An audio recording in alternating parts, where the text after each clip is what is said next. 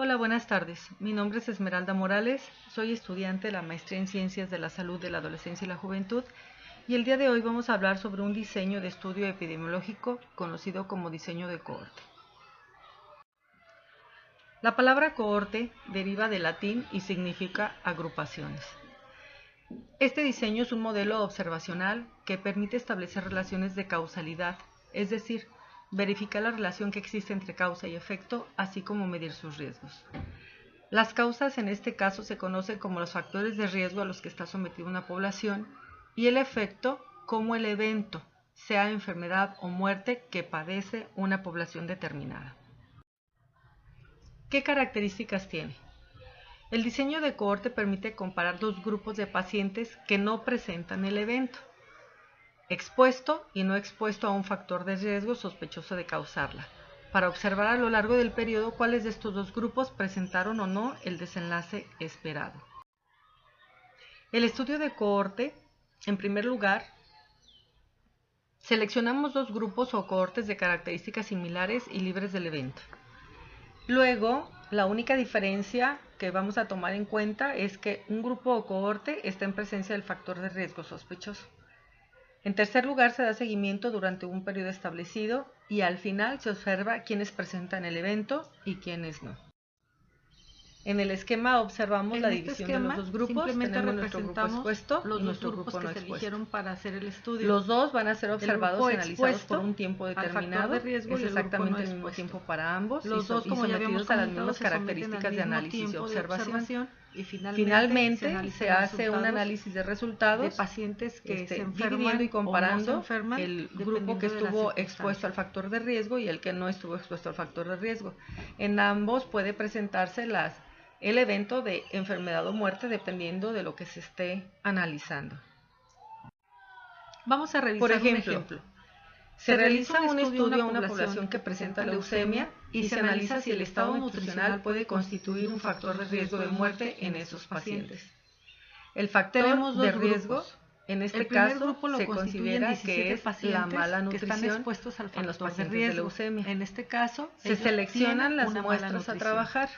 El segundo grupo que está expuesto, que no está expuesto son precisamente riesgo, los que tienen una mala son 15 nutrición. pacientes y el grupo que no está expuesto normal. Son pacientes también si con leucemia, los pero que tienen una buena nutrición. Que el evento se normal. presenta en ambos grupos. Entre los resultados en el que se grupo observaron que es que el grupo que estaba expuesto aparecen presentaron 14 eventos, muertes. es decir, 14 y en el muertos. grupo que no está expuesto de 17 pacientes que fue el total de ese grupo, 3 quedaron vivos. En ambos grupos, del grupo no expuesto se registraron 8 eventos, es decir, 8 pacientes que murieron de 15 pacientes que fue la muestra del grupo no expuesto. De este grupo nos quedaron 7 pacientes vivos.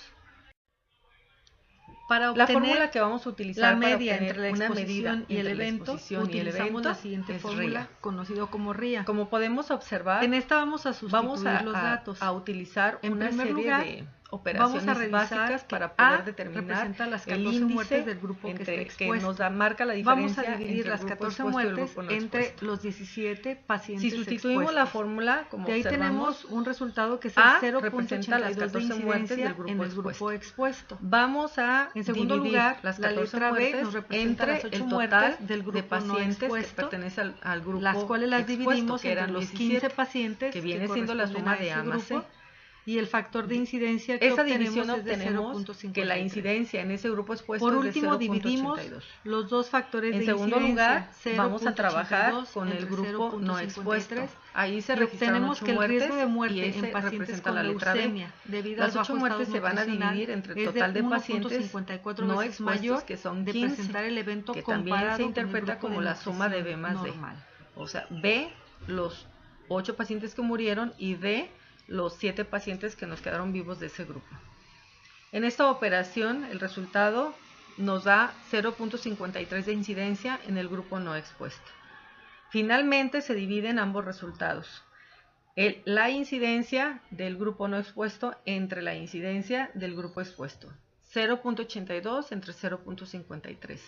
Y así se obtiene que el riesgo de muerte en pacientes con leucemia debido al bajo estado nutricional es de 1.54 veces mayor de presentar el evento comparado con el grupo de nutrición normal. Los diseños de cohorte pueden ser de diferentes formas. Un tipo de estudio de cohorte es el prospectivo. En este consiste que el investigador recolecta la información al tiempo que el estudio inicia e identifica a lo largo del seguimiento los nuevos casos de enfermedad desde el momento en que se inició. El ejemplo que mencionamos anteriormente es un estudio prospectivo. Si nosotros observamos un poquito este esquema, vemos que el inicio del estudio tiene una fecha actual, se registra un periodo de observación hacia el futuro, por decirlo de alguna manera, y finalmente se hace el análisis de resultado. Este estudio es prospectivo. Los tipos de estudio de cohorte retrospectivos se trabajan, como su nombre lo indica, haciendo una reconstrucción de registros a través del tiempo, hacia el pasado. Tanto la exposición como el evento ya ocurrieron al inicio del estudio y el seguimiento se reconstruye a través de registros históricos. Si nosotros observamos el esquema, tenemos el inicio del estudio con una fecha actual, se puede decir el día de hoy, y nuestro estudio va hacia atrás, vamos a hacer una reconstrucción a través de registros y finalmente también se establece un periodo determinado de investigación y se hace un análisis de resultados. Este tipo de estudios presenta algunos errores sistemáticos o sesgos en la investigación. Los errores sistemáticos del diseño de cohorte pueden ser de selección.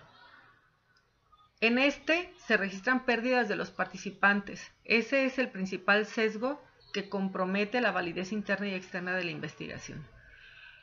Cuando el investigador hace una selección de los grupos con los que va a trabajar, él no cuenta con ciertas situaciones que pueden presentarse durante la investigación. Puede ser que los participantes abandonen el estudio por su propia voluntad o puede ser que durante la investigación se presenten los eventos y tenga pérdidas de pacientes y eso le esté de alguna manera desequilibrando la investigación en la comparación que se hace de ambos grupos. Existe también el error sistemático o sesgo de información.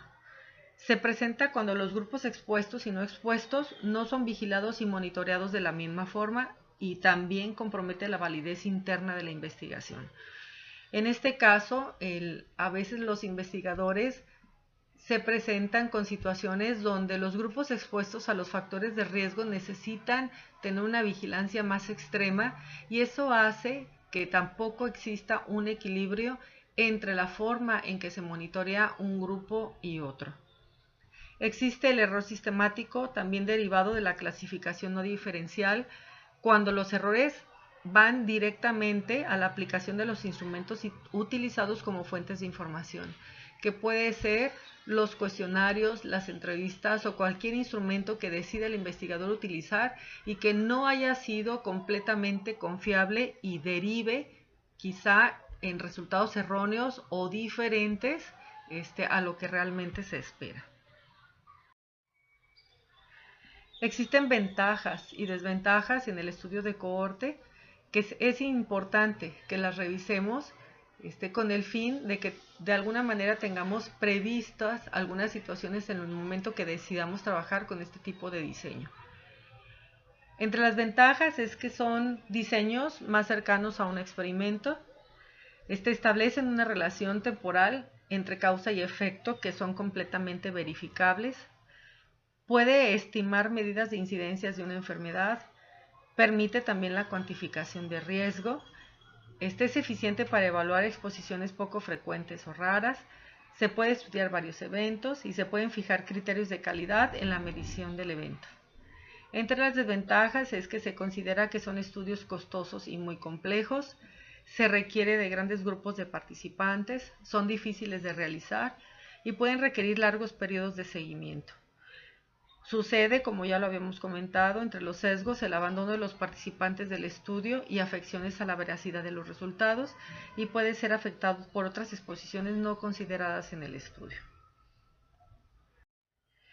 De mi parte sería todo. En este momento les estoy presentando las referencias bibliográficas en caso de que ustedes quieran profundizar en este tipo de diseño y espero realmente que haya quedado clara la presentación. Nos seguimos viendo, compañeros.